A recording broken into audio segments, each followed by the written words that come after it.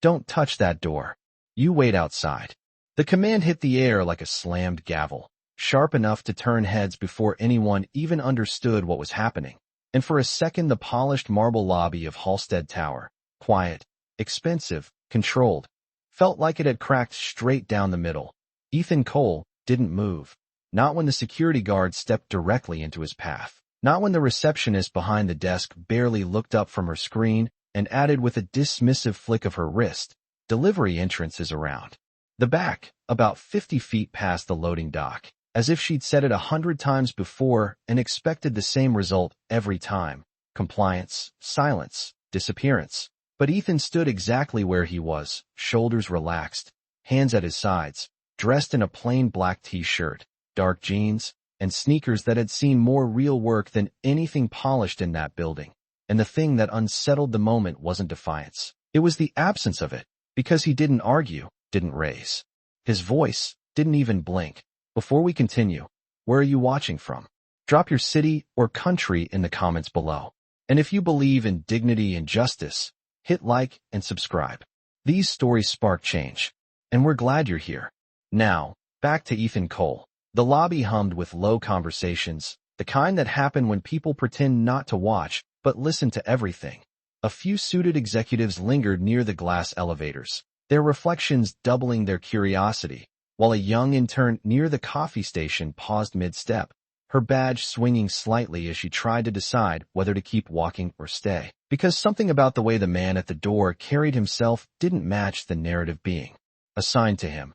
And Ethan noticed all of it, the glances, the assumptions, the quiet sorting of who belonged and who didn't.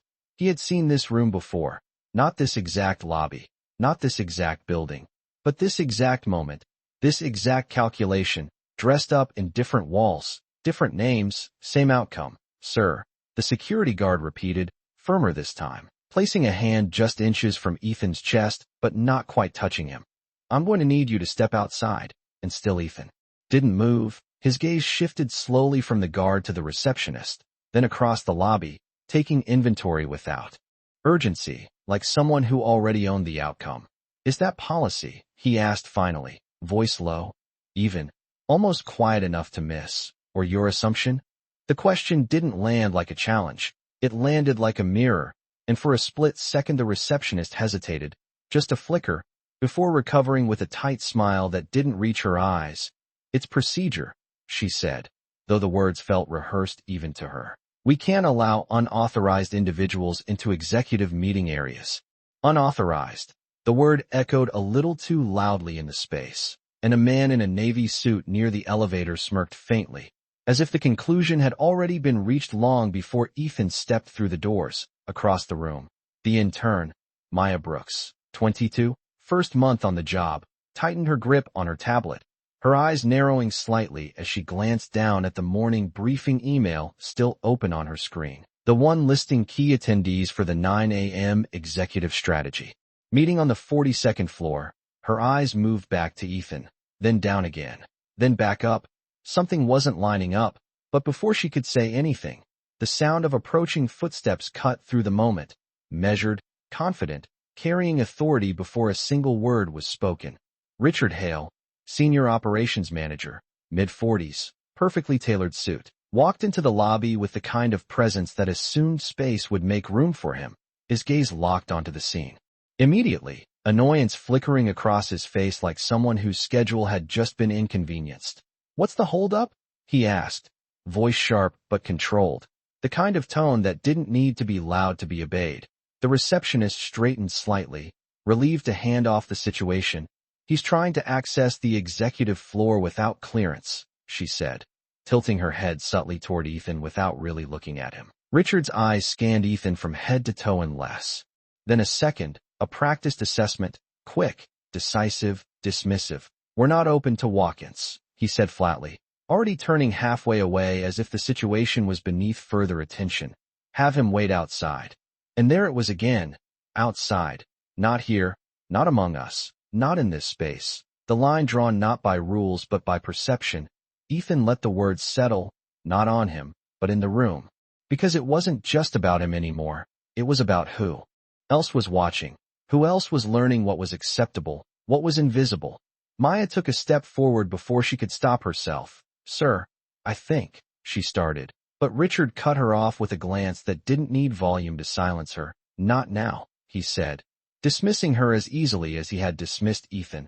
And the lobby seemed to lean into that hierarchy, some people stepping back, others leaning in, phones subtly angled, attention sharpening. Ethan exhaled slowly, not out of frustration but precision, like someone measuring the exact moment to move. And for just a second, the noise of the lobby dulled, the clink of coffee cups, the soft chime of the elevator, the distant murmur of conversation all faded into something quieter, something internal, because this wasn't new. It never was. At 19 he had stood outside a different building, smaller, less polished, but just as certain of who belonged. A security guard telling him to wait, while others walked in without question. At 25 it had been a conference room where his ideas were accepted only after someone else repeated them. At 30 it was a boardroom where his presence was mistaken for staff until he started speaking, each moment stacking, not breaking him, refining him, shaping the way he moved through rooms like this, rooms that tried to define him before he spoke. The present snapped back into place as Richard shifted his weight impatiently. You're holding up people who actually have business here, he said, louder now, just enough for others to hear, just enough to make the exclusion public, and a few quiet chuckles rippled from the side, subtle, deniable, but real. Ethan's eyes lifted to meet his, steady, unshaken. I do have business here, he said, not defensive, just factual, but Richard shook his head with a short laugh. Not dressed like that you don't, he replied, and the line landed heavier than the others, because it wasn't just about access anymore, it was about identity, presentation, permission. The security guard shifted again, more confident now with management backing him. Sir, I'm going to ask you one last time, he said, voice firming. Step outside. And for the first time, Ethan moved, not backward, not away, but slightly to the side, enough to look past the guard, past Richard, toward the elevator bank, toward the building itself, and then back again. His expression unchanged, but something behind his eyes had shifted, not anger, not frustration, something colder, more precise, like a switch flipping quietly in a room no one else could see. Maya swallowed, her instincts louder now. Mr. Hale. She tried again, softer but urgent, his name, but the word stalled as Richard raised a hand without even looking at her, shutting it down before it could form, because in that moment, authority wasn't interested in information, it was interested in control. Ethan reached into his pocket, slow enough not to alarm, deliberate enough to be noticed, and pulled out his phone. The motion small, but somehow heavier than anything that had happened so far. The receptionist's eyes flicked to it, then away, dismissing it as irrelevant. But Maya's attention locked onto it, because something about the comm didn't match the situation, didn't match the outcome they were expecting. Ethan glanced at the screen, a single notification lighting up, then another, silent vibrations stacking in his hand, and he lifted his gaze back to Richard, voice still level, still controlled. You should check your system, he said, and for the first time, there was a pause that didn't belong to Ethan, a fraction of a second where certainty hesitated, where assumption met something it didn't immediately recognize, and in that small space, the balance of the room began, almost imperceptibly, to shift. Richard did not reach for his tablet right away, and that hesitation stretched just long enough for people in the lobby to notice it, because moments ago he had been certain, decisive, completely in control, and now there was a flicker, small but real, as if the ground beneath his authority had shifted half an inch. There is nothing to check, he said finally, brushing it off with a tight smile that felt thinner than before. Our system is very clear. But even as he said it, the receptionist's screen lit up with a notification she did not expect, a soft chime cutting through the tension like a whisper that carried farther than it should have. Her eyes dropped to the monitor almost involuntarily, and the color in her face changed before she could stop it, because one alert became two, then three, each one stacking on top of the other in rapid succession. Subject lines flashing in bold across the interface she had trusted seconds ago, and she leaned forward slightly, squinting as if that might make the message disappear, but it did not. Across the room, Maya's tablet buzzed in her hand. the same internal system pushing updates across every connected device in the building. And when she glanced down this time, she did not hesitate, because the name on the screen matched the name she had been trying to say, matched the man standing 10 feet away being told to wait outside, and her breath caught just enough to make her step forward again. "Mr. Hale," she said, voice steadier now but carrying urgency. "You need to see this." But Richard was already turning away, already deciding the situation was beneath further attention. "I said not now," he replied, sharper this time. But the room was no longer following his lead as easily as it had moments before, because attention had shifted, quietly but decisively, from assumption to uncertainty. Ethan remained still, phone in hand, watching not the screens but the people, the way posture changed before words did, the way confidence eroded in silence before anyone admitted it out loud. He had seen this transition before too, the moment when certainty began to question itself, when the script people relied on stopped working and they did not yet have a new one to replace it. The security guard glanced back toward the receptionist, then toward Richard, his stance loosening just slightly, because enforcement without certainty felt different, felt heavier. And he did not like the feeling of being the last line of a decision that might already be unraveling. "Sir," he said again. But the edge was gone now, replaced with something closer to caution. "Maybe we should just verify." And that single word hung in the air longer than it should have. Verify, because it implied doubt, and doubt was not something Richard tolerated well. "There is nothing to verify," Richard repeated, louder this time, as if volume could restore control. "We do not allow unauthorized access." But even as he spoke, the elevator behind him chimed, doors sliding open to reveal two executives stepping out mid-conversation, both glancing toward the commotion, their expressions shifting from mild curiosity to something more focused as their own phones buzzed in near-perfect sync with the rest of the building. And one of them stopped walking altogether, eyes narrowing slightly as he read, then lifting his gaze slowly toward Ethan, recognition flickering in a way that did not belong to this version of events. Maya took another step forward, no longer able to stay silent. "His name is Ethan Cole," she said, the words landing clearly now, cutting through the layered voices and quiet murmurs, and for a second everything paused, not dramatically, not loudly, just enough for the name to exist in the space, to settle where it had been denied, and Richard turned back toward her with a look that was meant to shut her down again, but it did not land the same way, because now there were too many eyes, too many devices, too many signals contradicting the story he had already committed to. "And," he said, dismissive, but the question lacked the weight it had carried before, because it was no longer leading, it was reacting. Maya swallowed but did not step back this time. "He is on the executive briefing list," she continued, her voice gaining strength with each word. "Top line. Priority clearance." And the receptionist's hands froze over her keyboard as she realized the same thing was staring back at her from her own screen. Undeniable now. Not a glitch, not a mistake, but a system-wide update that had overridden every filter she thought she understood. Richard let out a short laugh, forced, sharp. "That is not possible," he said, shaking his head, but the denial came too late, because the room had already begun to recalibrate, people shifting their stance, their attention, their assumptions, the invisible lines redrawing themselves in real time. Ethan finally took a step forward, not aggressive, not rushed, just enough to close the distance that had been artificially created around him, and the security guard moved instinctively, then stopped, unsure now which direction authority actually flowed.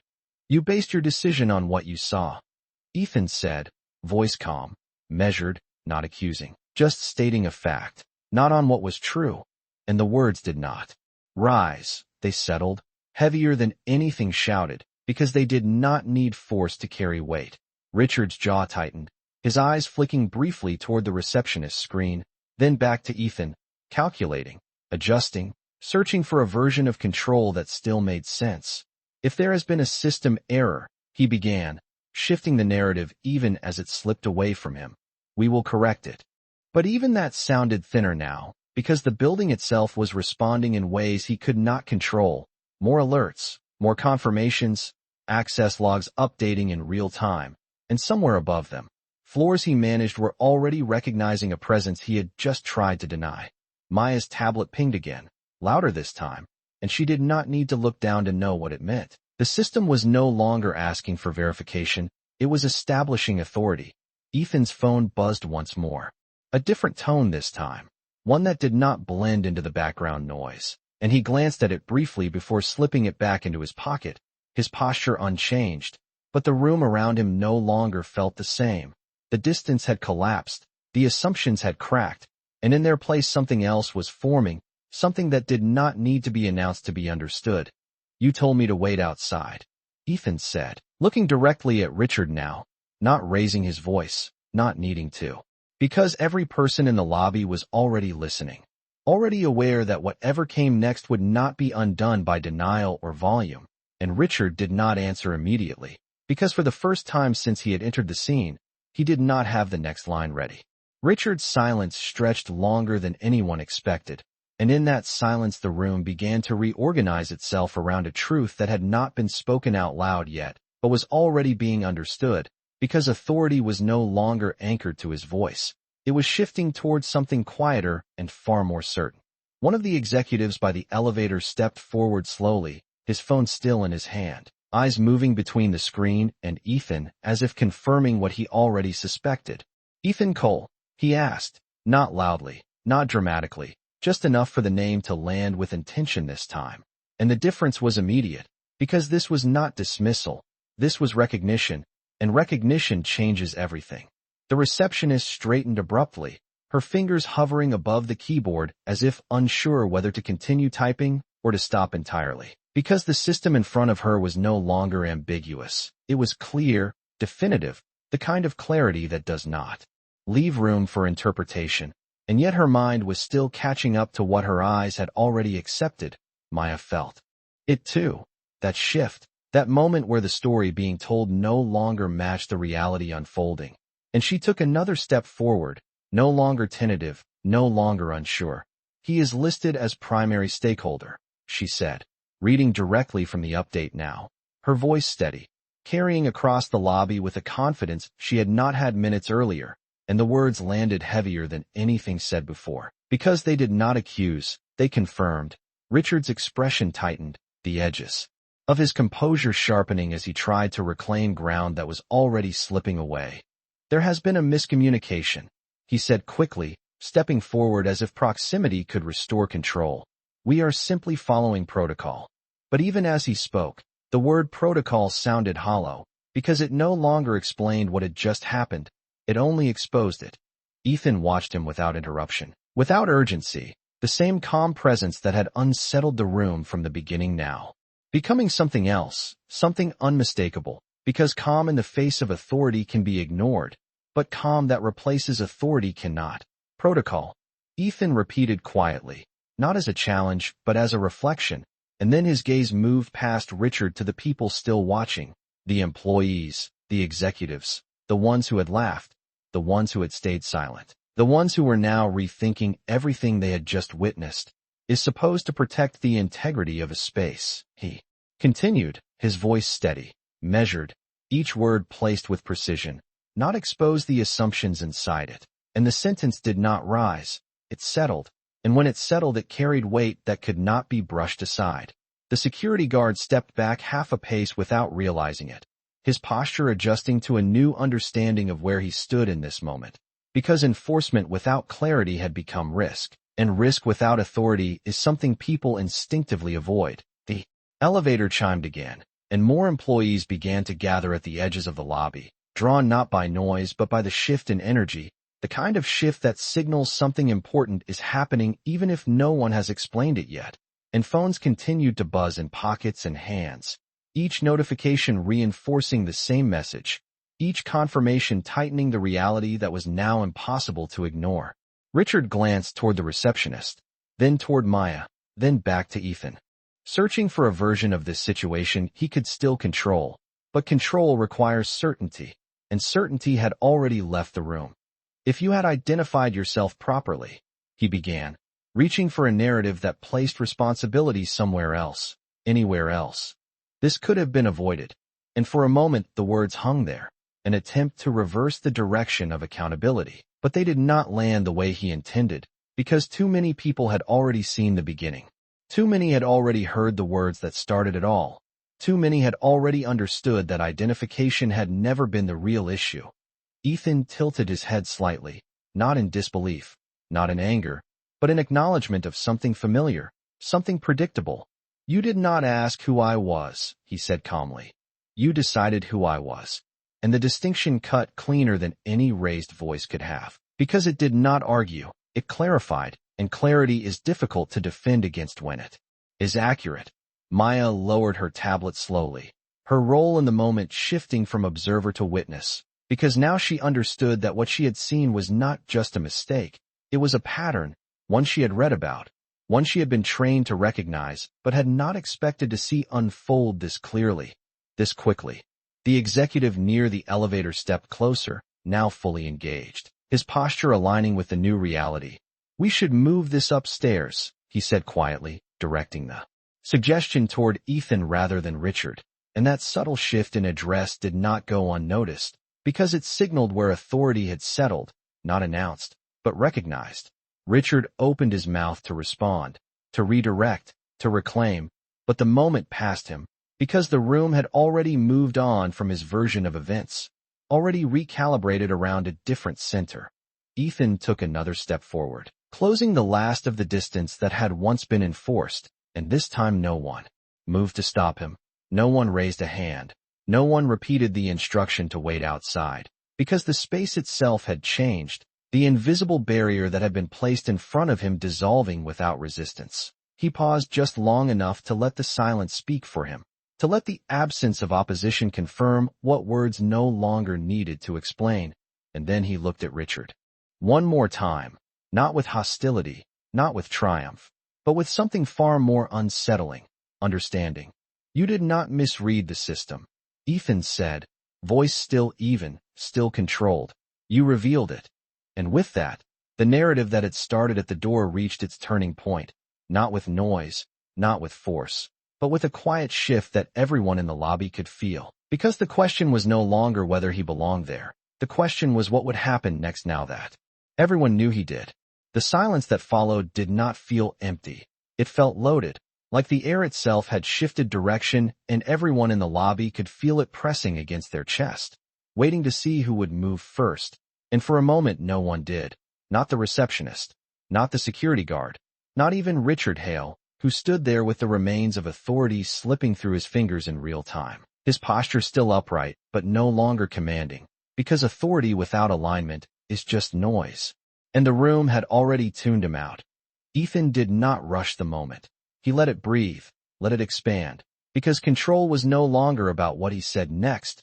It was about what everyone else had already realized without being told. And that realization moved quietly through the space, from one person to another, carried in glances, in lowered voices, in the subtle repositioning of bodies that no longer formed a barrier but an opening. The executive who had spoken earlier stepped closer, now, fully within Ethan's line of presence, his tone respectful, measured. "Mr. Cole, the boardroom is ready whenever you are." And the wording mattered, because it did not ask, it acknowledged, it recognized a position that had never needed to be announced but had been ignored anyway, and that shift landed harder than any correction could have. Richard heard it too, and this time he did not interrupt, because interruption requires leverage, and leverage had moved. Instead he adjusted his jacket, a small, almost automatic gesture, as if presentation alone could restore what had been lost. "If there has been any confusion," he said, trying again to reshape the narrative into something manageable, something that sounded procedural rather than personal, "we can resolve this quickly upstairs." But the offer felt delayed, reactive, and everyone knew it, because resolution had already begun without him. Ethan turned his head slightly, just enough to acknowledge the executive, then back to Richard, his expression unchanged, not hardened, not softened, just clear, confusion. He repeated, and the word lingered for a second before he continued. "Does not usually start with someone being told to wait outside." And there was no accusation in his tone, no escalation, just a statement placed carefully where it could not be misinterpreted, and that made it harder to deflect, harder to minimize. Because it did not rely on emotion, it relied on memory, and everyone in that room remembered exactly how it had started. Maya shifted her weight, her role in the moment still unfolding, because now she was not just witnessing, she was understanding the difference between a policy applied and a perception enforced, and she looked around the lobby, noticing how quickly people had adjusted their stance, how easily silence had turned into attention, and attention into alignment, because once the truth is visible, it becomes difficult to pretend it is not there. The receptionist finally spoke, her voice quieter now, stripped of the certainty it carried earlier. "Mr. Cole, I apologize for the misunderstanding," she said, choosing her words carefully.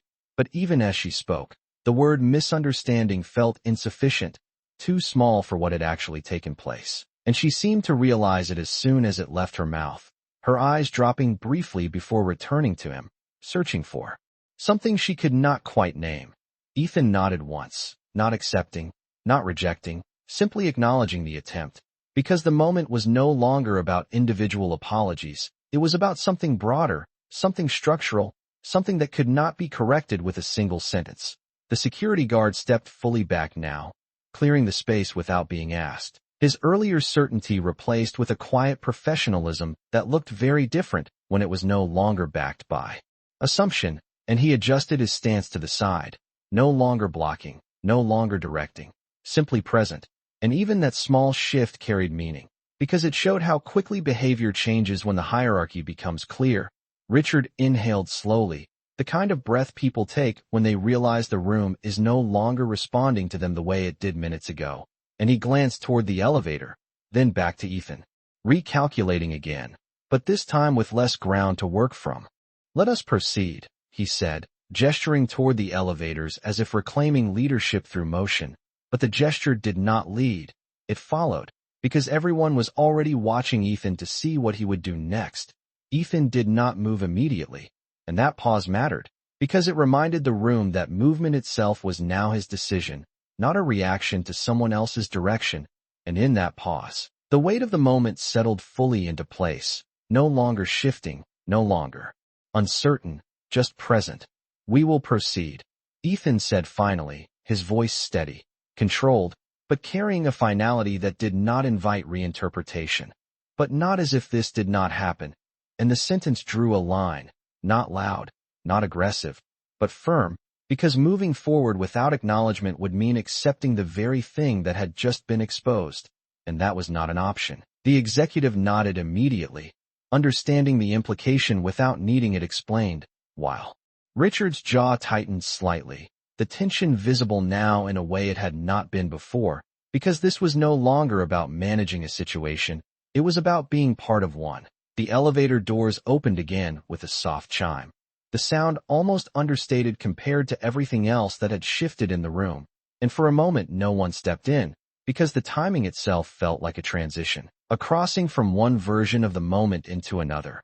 Ethan took a step forward, measured, unhurried, and this time the space did not resist him. It made room, naturally, without instruction, without hesitation, because the barrier had not just been removed, it had been understood. As he reached the elevator, he turned his head slightly, his gaze moving across the lobby one more time, not searching, not questioning, just seeing. And in that look there was something that settled deeper than anything he had said, because it was not about the people who had spoken, it was about the system that had allowed it, the pattern that had made it feel normal until it was challenged. Maya met his gaze for a brief second, and in that moment, she understood something she would carry long after this day ended. That change does not always come from noise. Sometimes it comes from clarity, from someone standing still long enough for the truth to reveal itself around them. The doors began to close, and as they did, the lobby remained quiet, not out of shock, not out of confusion, but out of recognition, because what had just happened was not loud. It was precise, and precision leaves a different kind of impact, one that does not fade quickly, one that stays long enough to change what happens next. The elevator doors closed with a soft precision that felt almost intentional, sealing off the lobby and everything it had revealed. And for a brief moment inside that mirrored space, there was only stillness, the kind that follows a shift too large to fully process in real time. Ethan stood near the center, posture unchanged, gaze forward, as the numbers above the door began to climb. 42 floors separating what had just happened from what would happen next, and across from him the executive who had spoken earlier adjusted his stance slightly, not out of discomfort but awareness, as if he understood that proximity to this moment carried weight. No one spoke at first, because words felt unnecessary, and sometimes even inadequate, when the truth has already made itself clear without them. The faint hum of the elevator filled the silence, steady, controlled, like the system itself correcting course. That should not have happened, the executive said finally, his voice measured, carrying the tone of someone who understood both the optics and the implications. But Ethan did not respond immediately, not because he disagreed, but because the statement itself was incomplete, too simple for something that was neither accidental nor isolated. It happened, Ethan replied after a second, his voice calm, not dismissive, just precise, which means it exists. And that distinction settled between them, because acknowledging existence is the first step toward accountability, and accountability cannot be built on denial. The executive nodded slowly, absorbing the weight of that, while behind them another board member, older, more reserved, glanced down at his own device again, scrolling through the internal alerts that were still updating in real time, logs timestamped, access trails recorded, every second of the incident already becoming part of a system that did not forget. The elevator reached the 21st floor, then the 28th, each number marking distance, but not separation, because what had happened downstairs was already traveling upward through every connected channel in the building. Ethan's phone buzzed once more, a different rhythm this time, and he glanced down. Briefly, reading the message without reacting, then slipped the phone back into his pocket as if the information had simply confirmed what he already expected. The executive noticed the movement, but did not ask, because there was a sense now that questions would be answered when necessary, not before. The elevator slowed slightly as it approached the upper floors, and the quiet inside shifted again, not tense, not uncertain, but focused, like a room preparing for something that would not be loud but would matter. When the doors opened on the 42nd floor, the atmosphere was different immediately, not because it was more important, but because it was more aware. The reception area outside the boardroom already active, assistants moving with purpose, screens displaying updated schedules, and every person who looked up seemed to recognize Ethan without hesitation, without question, their posture adjusting subtly, instinctively, as he stepped out.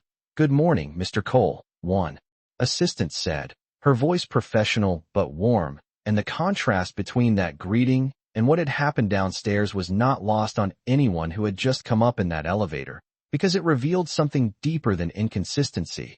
It revealed awareness that existed in some places and not in others.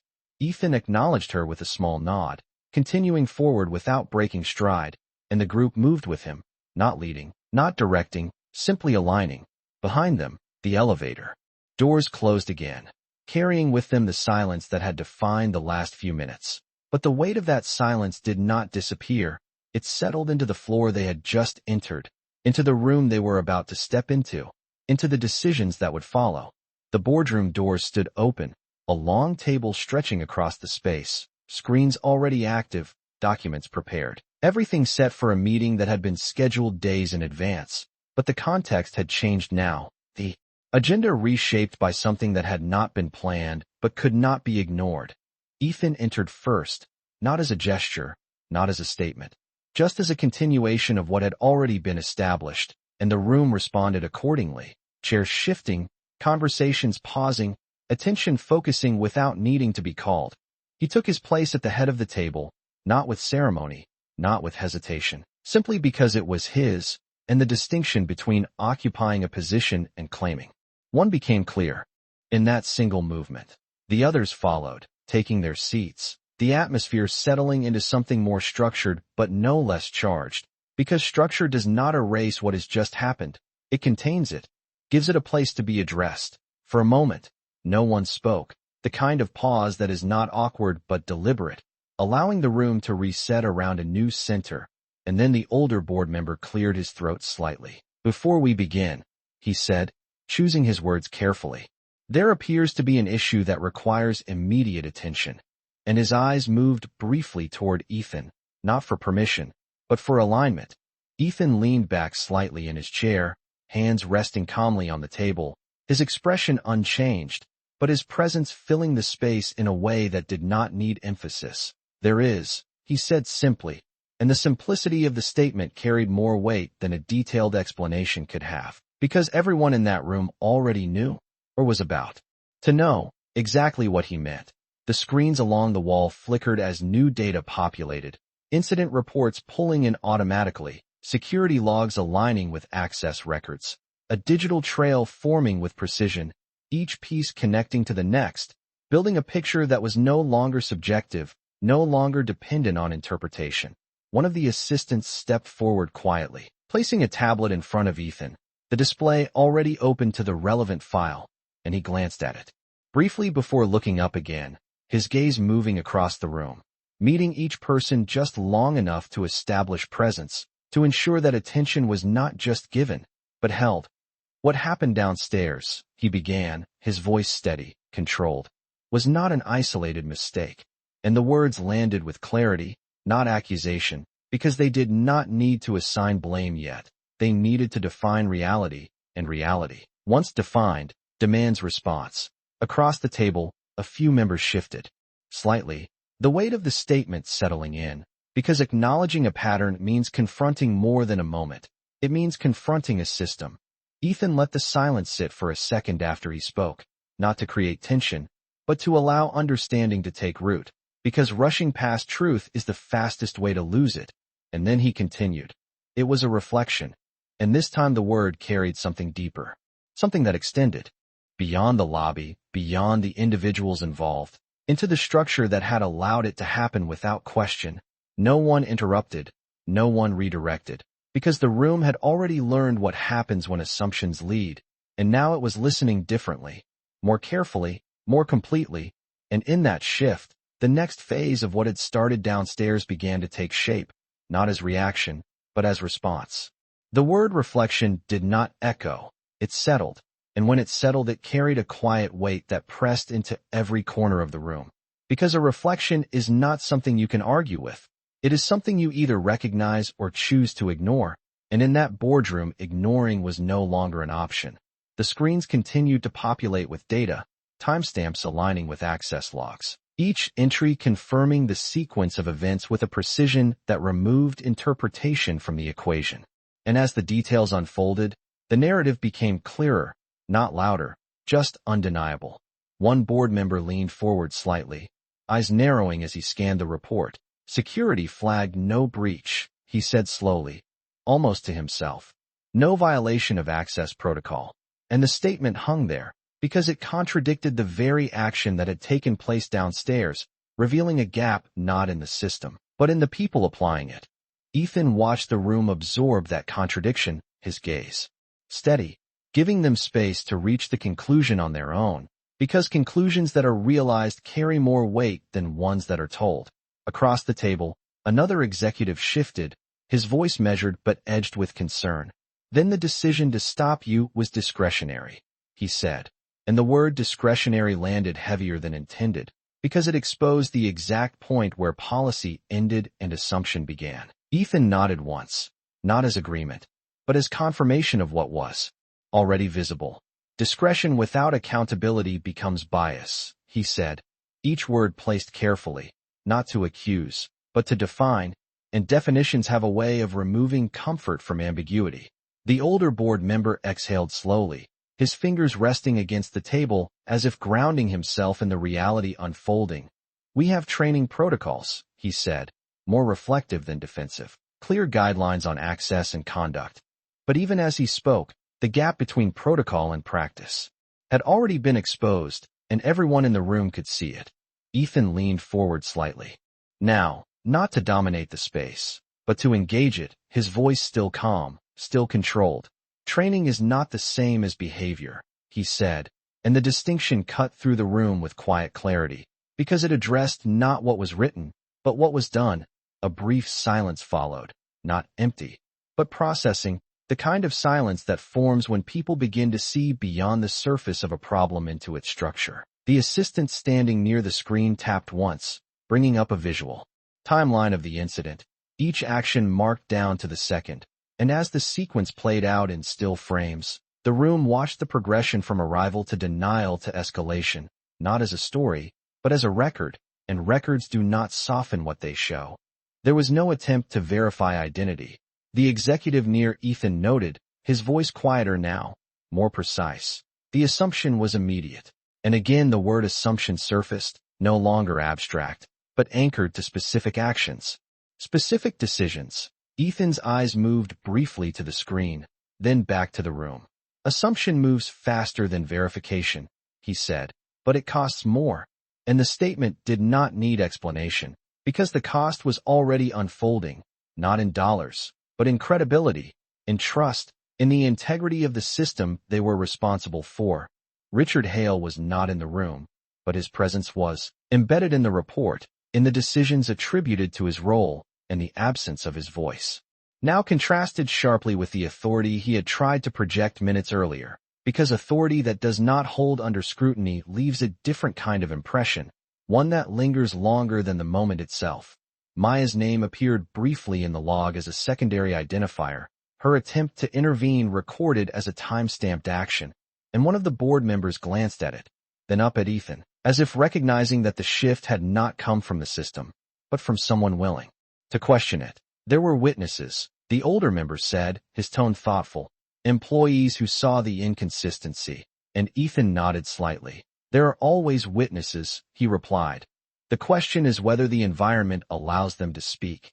And that question moved through the room differently, because it extended responsibility beyond a single interaction into culture, into what is encouraged and what is silenced. The screens dimmed slightly as the assistant stepped back, the data now fully displayed, no longer updating, just present, and the room adjusted its focus from the evidence to the response. What are you recommending? The executive asked, his tone direct now, aligned with the need for action rather than analysis, and all eyes moved to Ethan, not because he demanded it, but because the situation had already positioned him as the center of its resolution.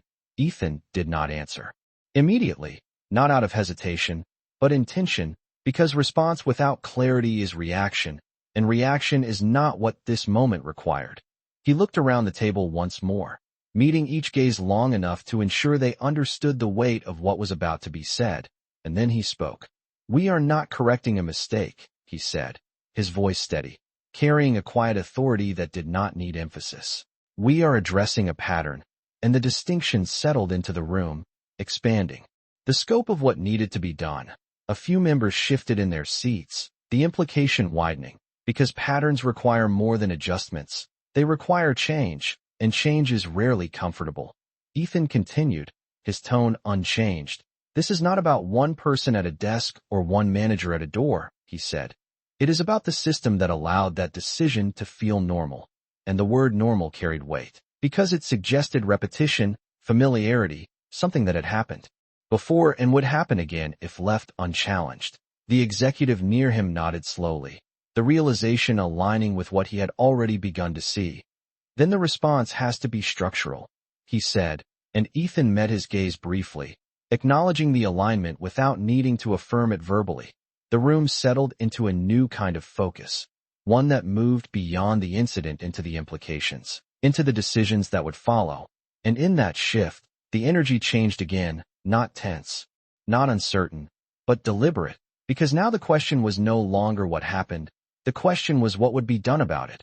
Ethan leaned back slightly, his posture relaxed but present, and for a moment he said nothing, letting the weight of the situation hold the room in place, because sometimes silence is the clearest way to show that something matters, and then, with the same calm precision that had defined every moment since he walked into the building, he spoke again. Start by pulling full access records for all management involved, he said, not raising his voice, not issuing a command, just stating the next step as if it had always been obvious. And in that moment, the shift from reflection to action became real. The moment Ethan finished speaking, the room did not hesitate, because clarity has a way of removing delay, and the assistant near the screen moved immediately, fingers gliding across the interface as new requests were pushed into the system, pulling access logs, decision trails, authorization records, each command executed with a precision that reflected the urgency, without needing to announce it. The screens shifted again, columns expanding, names appearing, timestamps aligning into patterns that were no longer isolated points but connected behaviors, and as the data populated, the atmosphere in the room tightened, not with panic, but with recognition, because patterns are harder to dismiss than moments. One of the board members leaned forward, eyes scanning the emerging report. "There are prior incidents flagged under discretionary review," he said, his voice low but clear. And the phrase discretionary review now carried a different weight, because it no longer sounded like flexibility, it sounded like a gap. Another member adjusted his glasses, focusing on the details, multiple entries tied to similar access denials. He added, tracing the pattern as it unfolded across the screen, and each new line reinforced the same conclusion. This was not new. It was repeated. Ethan did not interrupt. He watched, allowing the room to arrive where it needed to arrive, because understanding that forms internally holds longer than something imposed from the outside. The older board member exhaled slowly, his posture shifting as the scope widened. "This extends beyond one morning," he said, more to the room than to Ethan, and that realization settled heavily, because it meant the response would need to match the scale of the issue, not just the moment that revealed it. The executive seated closest to Ethan glanced toward the door briefly, then back to the table. "We need statements from the individuals involved," he said, already moving toward the next layer of action, but Ethan shook his head slightly, not in disagreement, but in sequence. "We will get statements," he replied. "But we start with behavior, not explanations," and that distinction redirected the approach, because explanations can justify, but behavior reveals. The assistant tapped again, filtering the data, isolating the actions taken in the lobby, and the sequence reappeared on the main screen, each decision mapped clearly: the initial stop, the reinforcement, the escalation, and the absence of verification at every step, and seeing it laid out like that removed any remaining ambiguity, because it was no longer a memory. It was a record. Across the table, a younger board member shifted uncomfortably. "This exposes liability," he said, his tone cautious, but Ethan's response came without hesitation. "It exposes reality," he said, and the difference mattered, because liability focuses on consequence, while reality focuses on truth, and without truth, consequence is only temporary.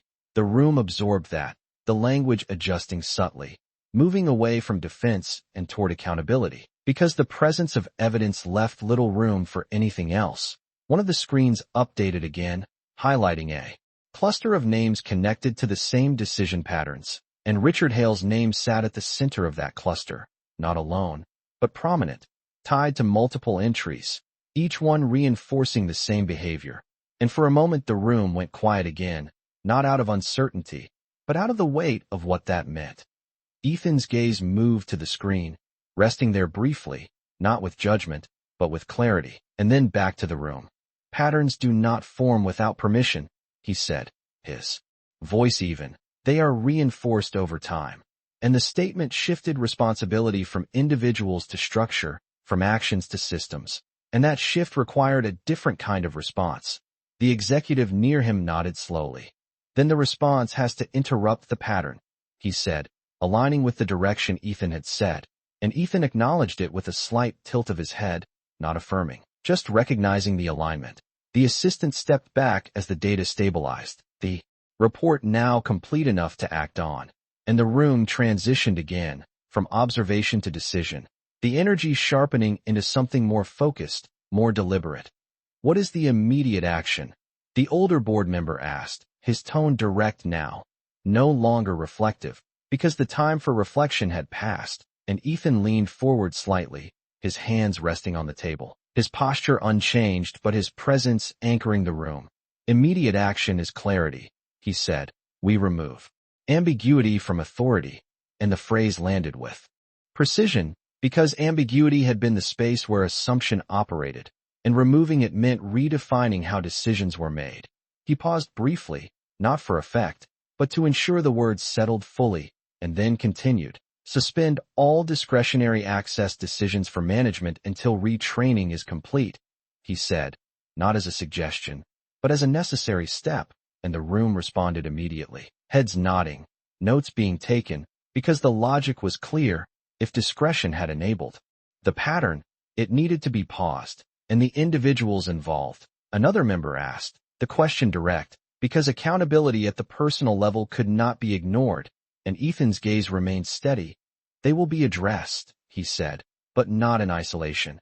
And again the distinction mattered, because isolating individuals without addressing the system would only reset the pattern, not remove it. The executive near the screen leaned forward.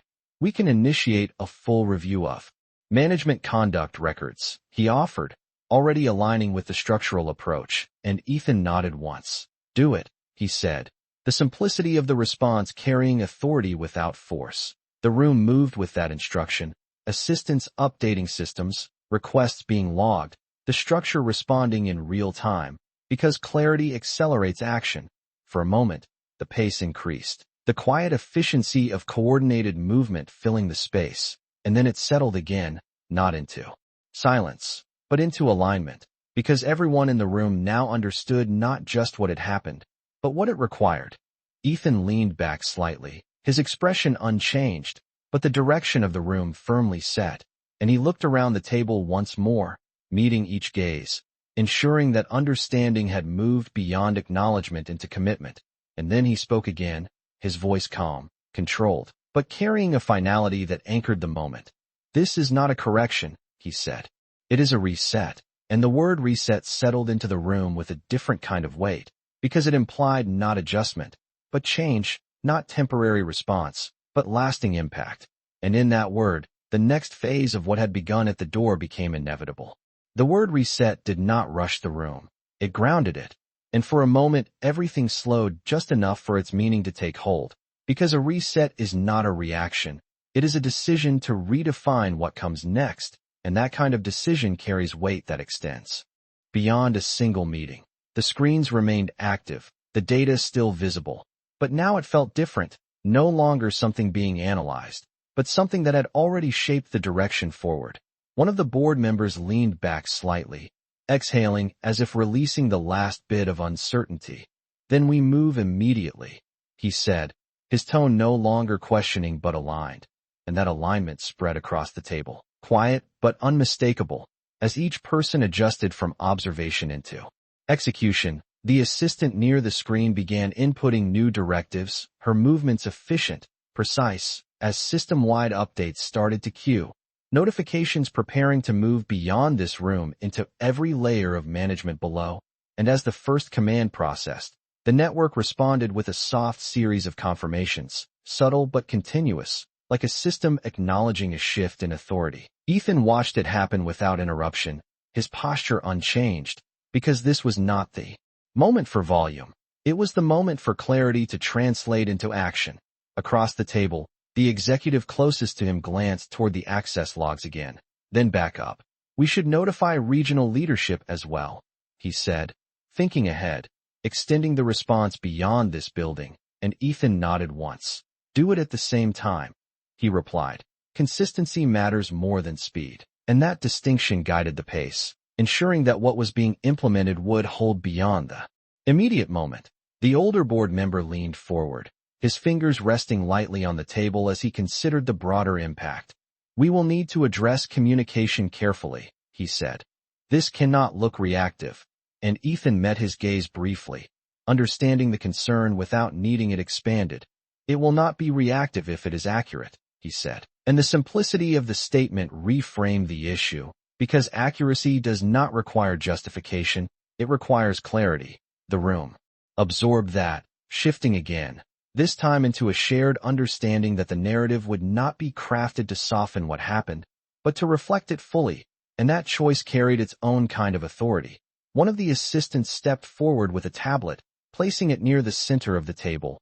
Initial suspension orders are ready for confirmation, she said, her voice steady, and the screen displayed the list. Names aligned with roles, access levels marked for immediate restriction, and among them, Richard Hale's name appeared again, this time not as part of a pattern, but as part of an action. There was no dramatic reaction, no raised voices, just a quiet recognition of what needed to be done, because the decision had already been made the moment the pattern was understood. Ethan looked at the list briefly, his gaze steady, then nodded once. Proceed, he said, and with that single word, the system executed, confirmations appearing almost instantly, access levels updating, permissions shifting, the structure responding in real time to the clarity that had been established. Across the table, one board member glanced at the screen, watching the changes finalize. It is done, he said, and the phrase carried a sense of completion, but also of beginning, because what had been set in motion would extend far beyond this moment. The room settled again, not into silence, but into something more stable, more grounded, because action has a way of resolving uncertainty. And uncertainty had been replaced with direction. Ethan leaned back slightly, his hands resting calmly, and for a moment he said nothing, allowing the impact of what had just occurred to settle fully, not as an event, but as a shift. The executive near him exhaled slowly, his posture relaxing just enough to reflect the change in atmosphere. This will move quickly, he said, almost as a confirmation to himself, and Ethan's response came without hesitation. It should, he said, because it has been slow for too long. And that line carried a different kind of weight, because it acknowledged that what happened downstairs was not new. It was simply visible this time. The older board member nodded, his expression thoughtful. Visibility changes responsibility, he said, and Ethan's gaze met his briefly, acknowledging the truth in that statement. Because once something is seen, it cannot be unseen, and responsibility follows visibility whether it is welcomed or not. The assistant near the screen tapped once more, bringing up the communication draft. The message that would be sent across the organization, outlining the changes, the expectations, the reset that had just been initiated, and she looked toward Ethan for confirmation, not because she needed permission, but because alignment had become the standard in the room. Ethan glanced at the screen, reading quickly, then looked back up. Remove the word incident, he said, his voice calm but precise. Call it what it is. And the adjustment was small but significant. Because language shapes understanding, and understanding shapes behavior. The assistant nodded immediately, making the change, and the revised message appeared on the screen, clearer, more direct, no longer softened by terminology that minimized impact. The room watched it update, and in that moment, the difference between acknowledging a problem and addressing it became visible in a single word. Ethan's gaze moved across the table once more, steady, deliberate, ensuring that the clarity established here would carry beyond the room, beyond the meeting, into the structure itself. And then he spoke again, not louder, not slower, just with the same controlled precision that had defined every moment since he walked through the door. This is how we move forward, he said, with clarity, with consistency, and without assumption. And the sentence did not rise, it settled, anchoring the direction in a way that did not need reinforcement. No one responded immediately, not because there was disagreement, but because there was nothing left to question. The path had been defined, the action had begun, and the system was already adjusting to match it. Outside the boardroom, the building continued to function, people moving through halls, conversations continuing, unaware of the exact details but already feeling the shift in subtle ways. Access changes, updated directives, a recalibration that would reveal itself over time, not all at once, but steadily. Inside the room, the energy remained focused, not tense, not uncertain, just aligned, because alignment is what follows clarity when it is accepted, and in that alignment, the reset that began at the door had fully taken shape, not as a reaction to a moment, but as a redefinition of what would no longer be allowed to pass as normal. The message finalized on the screen did not feel like an announcement. It felt like a line drawn across the entire organization, and once it was sent, there was no version of the system that existed before it, because clarity, once distributed, does not retract itself quietly. The assistant pressed confirm, and within seconds the communication began moving outward, department heads receiving it first, then management tiers below, each layer absorbing the same directive without variation, without interpretation, And that uniformity mattered, because inconsistency is where patterns hide. Inside the boardroom, no one spoke immediately after the send, not out of hesitation, but because the action itself had already said what needed to be said, and for a moment the room settled into that understanding, the kind that does not need reinforcement. Ethan remained still, his posture unchanged, his presence steady, and his gaze moved briefly toward the window that overlooked the city below, not as a distraction, but as a reminder of scale, because what had just been set in motion extended far beyond the walls of this building. Across the table, the executive closest to him glanced down at his phone as it buzzed, reading the same message now arriving through official channels. And he let out a quiet breath, not of relief, but of acknowledgement, because seeing the words outside the room confirmed that this was no longer contained, it was active. "It is live," he said, more as a confirmation than a statement, and Ethan nodded once, because that had always been the point, not to discuss change, but to implement it. The older board member adjusted his posture slightly, his expression thoughtful. "We will need to monitor response closely," he said, already thinking ahead, already considering how the organization would absorb what had just been introduced, and Ethan's reply came without delay. "Monitor behavior, not reaction," he said, and the distinction redirected the focus again, because reactions can be managed, but behavior reveals alignment. The screens updated once more, now displaying acknowledgement receipts from various departments, confirmations appearing in steady succession, each one marking a point of contact, a place where the reset had reached. And as the list grew, the scope became more tangible, more real, because this was no longer an isolated directive, it was a system-wide shift. One of the board members leaned forward, watching the acknowledgements populate. Some of these managers were involved in prior entries, he noted, recognizing the overlap, and Ethan's gaze moved briefly to the screen, then back to the room. "Then they will recognize this moment," he said, and the words carried a quiet certainty, because recognition is different from surprise, and those who have seen the pattern before would understand exactly what this meant. A brief pause followed, not empty, but reflective, as the room adjusted to the reality that the reset was not just procedural, it was cultural, and culture does not change with a single message, but it begins with one that cannot be ignored. The assistant near the door stepped forward again, her tone professional. "Human Resources has requested guidance on immediate next steps for affected personnel," she said, and the question hung there, not because it was unexpected, but because it required precision, and Ethan leaned slightly forward, his hands resting calmly on the table. "Immediate step is transparency," he said. "No delays, no internal reinterpretation." And the clarity of the instruction removed the possibility of softening the message before it reached those it impacted.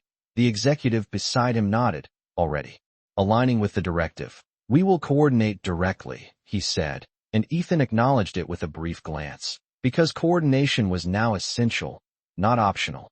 Across the table, another member spoke, his tone measured but direct. "And communication to the public," he said, extending the scope beyond internal structure. And for a moment the room considered it, the implications, the timing, the framing. But Ethan's response remained consistent with everything he had said so far. "Public communication follows internal alignment," he said, "not before."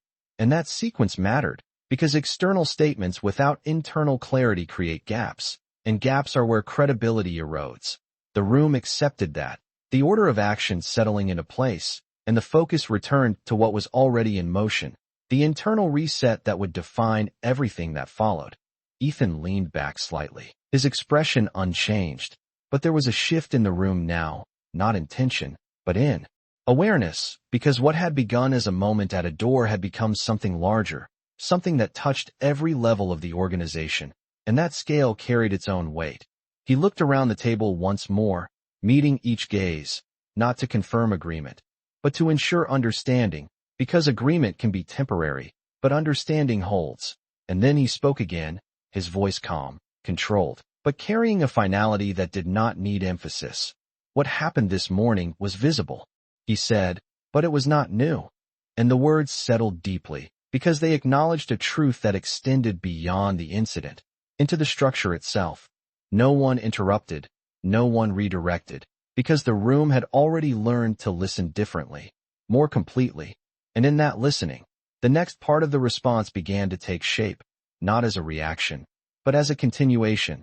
The assistant stepped back, the systems continuing to update in the background, the acknowledgement still coming in, and the room remained steady, aligned, focused, because clarity had removed the uncertainty that usually slows action. Ethan's gaze moved briefly to the door, then back to the table, and for a moment he said nothing, allowing the weight of the situation to remain present, not rushed, not diminished. And then he spoke again, quieter this time, but no less precise. "This does not end here," he said, and the sentence did not rise, it settled, because it was not a warning, it was a direction. And in that direction, the reset that had been initiated continued. Forward, not as a moment, but as a movement that would carry beyond the room, beyond the building, into every place where assumption had once been allowed to stand unchallenged. The sentence lingered in the room longer than anything else that morning, not because it was loud, but because it was final. And when something is final, it does not need repetition. It simply exists, shaping what comes next without asking permission. No one moved immediately, not out of hesitation, but because movement now had direction, and direction requires alignment before action. And that alignment was already forming across the table. The screens continued to update quietly. Acknowledgement confirmations stacking in a steady rhythm. Each one a signal that the message had reached another part of the organization, another layer where decisions would now be made differently. And as the list grew, the scale of what had been initiated became more visible, more tangible, more real. Ethan remained still for a moment longer, his gaze steady, allowing the room to sit in that understanding. Because clarity is not something you rush past. It is something you let settle until it becomes part of the structure itself. Across the table, the executive closest to him glanced at his phone again, then back up. "Regional leadership is already responding," he said, his tone measured but carrying a subtle shift, because the response was not defensive, it was immediate, aligned, as if the clarity delivered had removed the need for hesitation. Ethan nodded once, not surprised, because when direction is clear, response follows naturally, not forced, not delayed. The older board member leaned back slightly, his posture more grounded now. "This will require follow-through at every level," he said, not as a warning, but as a recognition, because systems do not change through intention alone. They change through consistency, and consistency requires attention beyond the moment. Ethan's gaze met his briefly. "It will have it," he said, and the certainty in his voice did not come from assumption. It came from decision, and that difference carried weight. One of the assistants stepped forward again, her tone precise. "Human Resources has confirmed immediate outreach to affected individuals," she said. "Meetings are being scheduled now." And the phrasing mattered, because it did not suggest delay. It indicated action already in motion. Ethan listened, then gave a slight nod. "Good," he said. Clarity should not wait. And the statement reinforced the pace, not rushed, but intentional, because delay creates space for interpretation, and interpretation is where clarity weakens. The room absorbed that, the rhythm of action continuing without disruption, each person moving within the structure that had just been defined. Across the table, another board member leaned forward slightly, his expression thoughtful. "We should also review hiring and evaluation processes," he said, extending the scope further, because once a pattern is identified, its roots must be examined, not just its surface. Ethan acknowledged the point with a brief glance. "Add it to the review," he said, "but keep the focus on behavior." And again the distinction guided the direction, because processes can be adjusted, but behavior determines how they are applied. The assistant near the screen made a quick note, integrating the directive into the ongoing review, the system expanding its scope in real time, not waiting for a separate discussion, not deferring action, because the moment required continuity. The boardroom remained steady, not quiet, but controlled, each movement purposeful, each decision aligned with the clarity that had been established. Ethan leaned forward slightly, his hands resting calmly on the table, and for a moment he said nothing, allowing the room to maintain its rhythm without interruption. Because leadership is not always about speaking, Sometimes it is about holding space for the right actions to unfold. Outside the room, the building continued to respond in subtle ways. Access permissions updating, internal communications shifting tone, conversations adjusting as the message reached different levels, and though no one downstairs could see the boardroom, the impact of what was decided there was already shaping their environment, quietly but definitively. Inside, the focus remained sharp, and then Ethan spoke again, his voice calm, measured, but carrying the same precision that had defined every word he had said since entering the building. This is not about correcting perception, he said. It is about redefining expectation, and the distinction settled into the room, because perception can change temporarily, but expectation defines behavior over time. No one interrupted, no one redirected, because the room had moved beyond discussion into understanding, and understanding does not require interruption, it requires attention. The executive beside him nodded slowly. Then the expectation has to be clear at every point of contact, he said, aligning with the direction, and Ethan acknowledged it with a slight tilt of his head, because alignment had become the standard, not the exception. The assistant near the door stepped forward once more. Communications is ready to release the internal statement company-wide, she said, her tone steady, awaiting confirmation, and Ethan glanced briefly at the screen displaying the final draft, then back to the room, ensuring that what had been defined here would carry beyond it without distortion. Send it, he said, and the simplicity of the command reflected the clarity behind it, because there was nothing left to adjust, nothing left to soften. The assistant confirmed the release, and within seconds the message moved beyond leadership into the entire organization, reaching employees at every level. The same words, the same expectations, the same clarity, distributed without variation. The room did not react outwardly, but the impact was understood, because this was the moment where the reset moved from leadership into culture, from decision into practice. Ethan leaned back slightly, his posture relaxed but present, and his gaze moved across the table once more, meeting each person long enough to ensure that the clarity established here would not remain contained, that it would extend into every action that followed. For a moment, no one spoke, not because there was uncertainty, but because there was nothing left to question. The direction was set, the action was in motion, and the system was already adjusting to match it. Then Ethan spoke one final time, his voice quiet but steady, carrying a weight that did not need volume. Respect is not a policy, he said. It is a decision. And the sentence settled into the room with a different kind of finality, because it reframed everything that had happened, not as a failure of rules, but as a failure of choice. And in that reframing, the path forward became unmistakably clear. The sentence did not fade when he finished speaking. It settled into the room like something permanent, something that would not be undone by time or softened by distance. Because when truth is stated without decoration, it does not echo, it anchors, and everyone at that table felt it, not as pressure, but as clarity. No one rushed to respond, because response was no longer needed in the way it had been before. The conversation had moved beyond reaction into alignment. And alignment does not require immediate words, it requires sustained understanding. The screens along the wall continued to reflect the organization in motion, acknowledgement confirmations still appearing, departments updating their internal protocols, managers receiving directives that no longer allowed interpretation to replace instruction.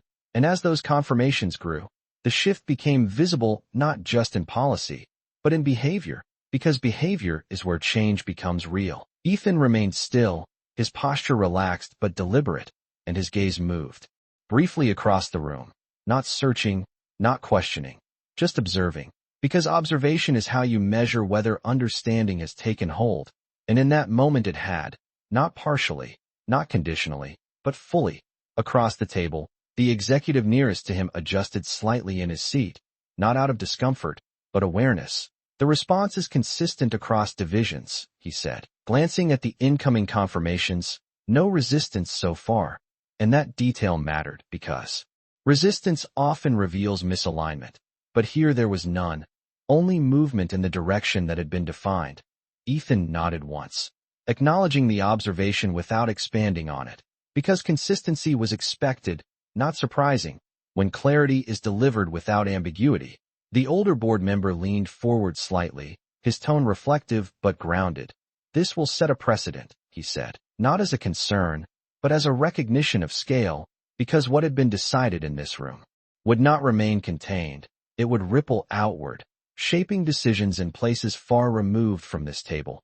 And Ethan's response came without hesitation. It already has, he said, and the quiet certainty in his voice carried more weight than a longer explanation could have, because precedent is not created when something is announced, it is created when something is enforced. The room absorbed that, the understanding deepening, because enforcement is what transforms intention into reality, and reality is what defines culture. One of the assistants stepped forward again, her tone steady. Regional offices have begun implementing the suspension protocol, she said. Reports are coming in confirming compliance, and the phrasing was precise, because compliance indicated not just receipt of information, but alignment with it. And alignment at that level meant the reset was no longer theoretical, it was operational. Ethan listened, then gave a small nod, his expression unchanged, because this was the expected outcome of a decision made with clarity, not the result of persuasion, but of structure. Across the table, another board member spoke, his voice measured. There will be questions, he said, not as a challenge, but as an inevitability, because change at this scale always invites inquiry, and Ethan met his gaze briefly. Then we answer them with consistency, he replied, and again the simplicity of the statement carried direction, because consistency removes confusion, and confusion is where resistance grows. The room settled further into that understanding, the rhythm of the meeting shifting from defining action to sustaining it. And in that shift, the energy became more stable, more grounded, because the uncertainty that had existed earlier had been replaced with a clear path forward. Ethan leaned back slightly, his hands resting calmly, and for a moment he said nothing, allowing the structure of the moment to hold without interruption, because leadership is not always about adding more. Sometimes it is about allowing what has been established to take shape without interference. Outside the boardroom, the building continued to adjust, employees reading the message, managers recalibrating their approach, small changes occurring in real time that would not be immediately visible, but would accumulate, layer by layer, into something larger, something more durable. Inside the room, the focus remained steady, and then the executive nearest to Ethan spoke again, his tone quieter now, more reflective. What about the individuals directly involved this morning? He asked, and the question did not carry urgency. It carried responsibility, because accountability at the personal level cannot be deferred indefinitely. Ethan's gaze moved briefly to the screen, then back to the table, and when he spoke, his voice remained calm, controlled, but precise. They will be addressed through the same structure we just defined, he said, with clarity, with documentation, and without assumption. And the repetition of those principles mattered, because it ensured that the response would not mirror the behavior it was correcting. No one interrupted, because the answer did not leave room for uncertainty. It aligned with everything that had already been established, reinforcing consistency as the standard. The assistant near the door nodded slightly, making a note, integrating the directive into the ongoing process, because now every action needed to reflect the same clarity that had been defined at the top. The room remained quiet for a moment longer, not out of hesitation, but out of completion, because the primary work of the meeting had been done, the direction set, the action initiated, and the system already responding. Ethan's gaze moved once more across the table, meeting each person's eyes briefly, ensuring that what had been understood here would not fade once the meeting ended. And then he spoke again, his voice steady, carrying a final layer of clarity that did not need emphasis. This is not about being right, he said. It is about being responsible. And the distinction settled into the room with a different kind of weight, because it shifted the focus from validation to accountability, from individual perspective to collective obligation. No one responded immediately, not because there was disagreement, but because there was nothing left to add. The statement had completed the arc of what needed to be said, and in that completion, the room reached a point of stillness that did not feel like an end, but like a transition, because what had begun at the door had now moved through structure into action, and from action into expectation, An expectation, once established, does not require repetition. It requires consistency, and consistency was already in motion. The statement settled into the room with a quiet permanence that no one tried to interrupt, because responsibility, once defined that clearly, does not invite debate. It demands alignment, and the alignment in that space was no longer forming. It was established. No one shifted immediately, not because they were unsure, but because the moment had reached a point where movement itself required intention. And intention now carried weight beyond individual roles. It carried the structure they had just redefined. The screens continued their steady updates, confirmations still arriving from departments, regional offices, management layers, each one reinforcing the same message, the same expectation, the same reset that had moved from a single interaction into a system-wide standard. And as those confirmations filled the display, the scale of the shift became something no one could minimize. Ethan remained still for a moment longer, his posture unchanged, his presence steady, and his gaze moved once across the room, not searching, not questioning, but confirming, because confirmation is what follows clarity when it has been fully received. Across the table, the executive nearest to him adjusted slightly, his voice lower now, less formal, more grounded. "Implementation is holding," he said, glancing at the incoming data. "No deviation so far," and that detail mattered, because deviation is where patterns begin to re-emerge, and the absence of it signaled that the reset was not just understood, it was being followed. Ethan nodded once, acknowledging the report without expanding on it, because consistency did not require reinforcement, it required continuation. The older board member leaned forward slightly, his tone reflective but firm. "This changes how decisions will be made at every level," he said, and there was no uncertainty in his voice, only recognition, because what had been set in motion would not remain contained within policy documents. It would move into behavior, into daily interactions, into the way people chose to act when no one was watching. Ethan met his gaze briefly. "That is the point," he said, and the simplicity of the response carried the full weight of everything that had happened. Because change is not measured by what is written, it is measured by what is practiced. One of the assistants stepped forward again, her voice steady. "Human Resources has completed initial outreach," she said. "Meetings are in progress with the individuals involved." And the phrasing was deliberate, because it reflected movement, not delay, action, not intention. Ethan listened, then gave a slight nod. "Ensure documentation is complete," he said. "Every step, every response." And the instruction reinforced the structure, because documentation is what turns action into accountability, and accountability is what sustains change. The room absorbed that, the rhythm of execution continuing without interruption, each directive building on the last, not overlapping, not conflicting, but aligned. Across the table, another board member spoke, his tone measured but direct. "There will be long-term implications," he said. And again the statement was not a concern, it was a recognition, because shifts at this level do not resolve quickly, they evolve over time, and Ethan's response came without hesitation. "Then we sustain the standard," he said, and the clarity of the answer removed any uncertainty about direction, because sustaining a standard is not optional once it has been defined, it becomes the baseline. The screens dimmed slightly as the update slowed, the initial wave of confirmations reaching completion, and the room adjusted with it, the pace shifting from immediate response to sustained awareness, because what had begun rapidly would now continue steadily, and that steadiness was where real change would take root. Ethan leaned back slightly, his hands resting calmly, and for a moment he said nothing, allowing the room to settle into that new rhythm, because silence at this stage was not absence, it was reinforcement, a space where understanding could stabilize without distraction. Outside the boardroom, the building continued to adapt, conversations shifting in tone, interactions recalibrating in subtle ways, employees adjusting their expectations, not because they had been told to, but because the structure around them had changed, and structure shapes behavior even when it is not visible.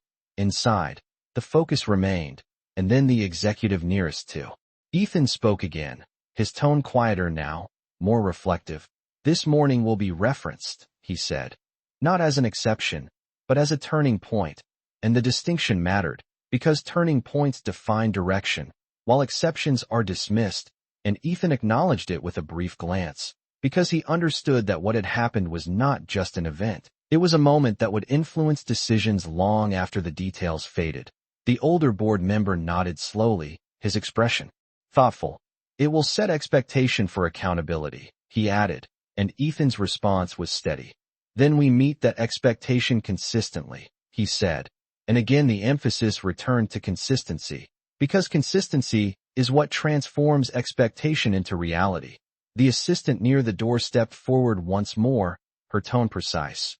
All initial directives have been executed, she said. Systems are stable, and the report marked a transition from immediate action into sustained operation, because stability is what allows a change to hold.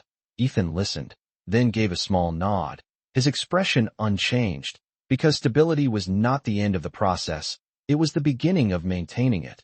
The room remained quiet for a moment longer, not out of hesitation, but out of completion, because the primary work had been done, the structure defined, the action initiated, and the system responding as intended. Ethan's gaze moved once more across the table, meeting each person's eyes briefly, ensuring that what had been established here would not remain confined to this room, and then he spoke again, his voice calm, controlled, but carrying a final layer of clarity that did not need emphasis. We do not return to what was, he said, and the sentence settled into the room with a quiet finality, because it did not describe a possibility, it defined a boundary, and boundaries, once set with clarity, do not require reinforcement, they require respect, and in that moment, respect was no longer a concept, it was a standard that had already begun to take shape. The boundary held in the room like something physical, not visible but unmistakable, and once it was set, no one reached for the past version of events. No one tried to reinterpret what had already been made clear, because clarity, once accepted, removes the need for negotiation. The boardroom remained steady, the earlier urgency now replaced with a controlled stillness that reflected completion rather than pause. And in that stillness the shift felt complete, not as a moment, but as a foundation. Ethan remained seated for a second longer, his posture relaxed but deliberate, his presence unchanged, because what needed to be established had already been set in motion, and now the work belonged to the structure itself. Across the table, the executive nearest to him glanced at the final screen, then back up. All confirmations are in, he said, his tone even, grounded, and the phrase carried a quiet finality, because it marked the point where action had fully translated into implementation. Ethan nodded once, not as acknowledgement of completion, but as recognition of transition, because completion was not the goal, continuation was. The older board member leaned back slightly, his expression thoughtful but resolved. This will hold, he said, not as a question, but as a statement, and Ethan met his gaze briefly. It will, if we do, he replied, and the response shifted responsibility back to the people in the room, because systems reflect the consistency of those who operate them. No one spoke immediately after that, because the truth in the statement did not require expansion, it required acceptance, and acceptance had already taken place. The assistant near the door stepped forward one final time, her tone precise. There are no further items requiring immediate action, she said, and the report closed the loop on the meeting, not with emphasis, but with clarity, because everything that needed to be addressed had been addressed. Ethan rose from his seat then, not abruptly, not ceremonially, just with the same measured movement that had defined his presence from the beginning, and as he stood, the room followed, not out of obligation, but alignment, because leadership, once recognized, does not need to be announced, it is reflected.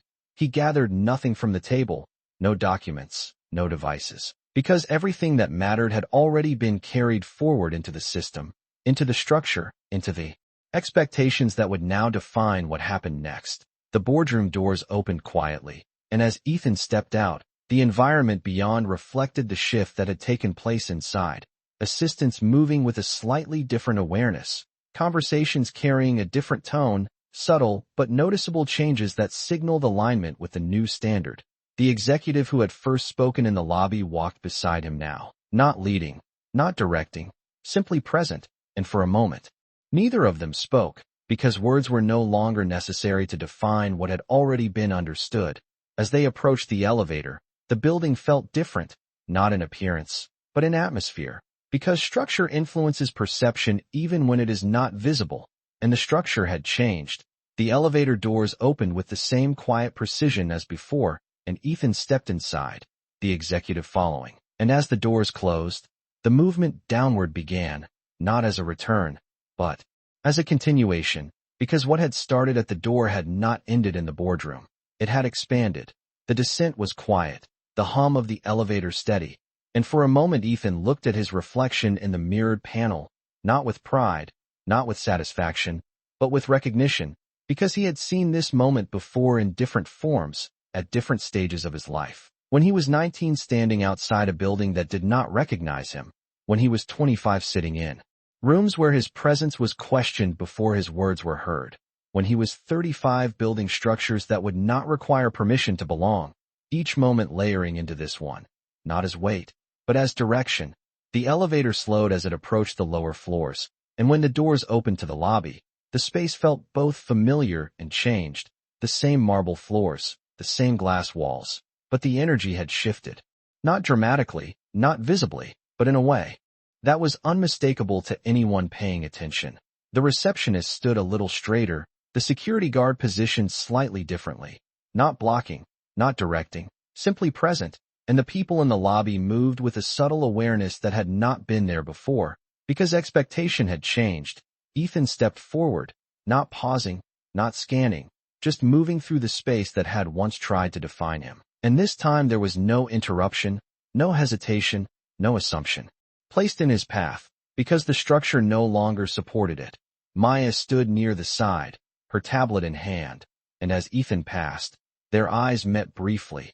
And in that moment there was no need for words, because understanding had already been established, not through explanation, but through action, and that kind of understanding holds. The receptionist spoke, her voice professional, but different now, grounded in awareness rather than assumption. "Good afternoon, Mr. Cole," and the greeting carried a weight that went beyond politeness, because it reflected recognition, not just of identity, but of standard.